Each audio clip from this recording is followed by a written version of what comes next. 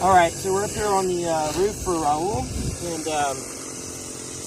what we're seeing over here, my name is Sam, I'm DLP Roofing, and what we're seeing over here is a lot of wind damage and hail damage. Now, on this particular roof, when you look at it, you might think that it's actually just wear and tear because of all the degranulation, but as a matter of fact, there were 3 hailstorms that hit this roof back to back, and the hailstones were too small to impact the fiberglass of the shingle, but the hail actually shaved the granules right off of the shingle.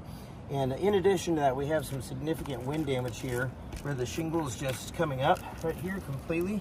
It's completely disconnected from the shingle below. And then if you go a little bit further up, you'll see the same thing right here.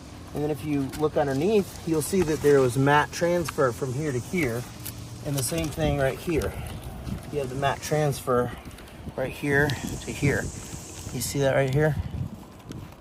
Can you see that very clearly? So you have the tar coming up from here and lifting onto the shingle. So you can't really repair that, because if you come sideways on the video, and you'll see if I try to bend this up at all, just to lift it a little to repair it, it starts to crease right in here. Do you see that? It starts to crease right there.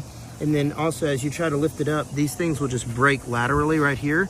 So it's way too difficult to get these to be repaired. Somebody tried to repair it here, and they had to end up cutting a tiny little piece to cover up the joint here because it was so hard to get it underneath there. And they ended up not nailing it because, in the right spot anyway, because you can't bend these shingles up so much. Same thing right here. This is a loose shingle. It's just really coming off the nail there. If you can zoom in right there, it's popped right off that nail. So this roof is definitely due for replacement, but it's not an old roof. And so with the wind damage we see, and then the data that we have from the hail storms, and when the hail hit this location, we're concluding that this is storm related, and this is not wear and tear on this roof. This is actual storm damage. And so this is, that's why we are communicating with the insurance company about it. Thanks for watching.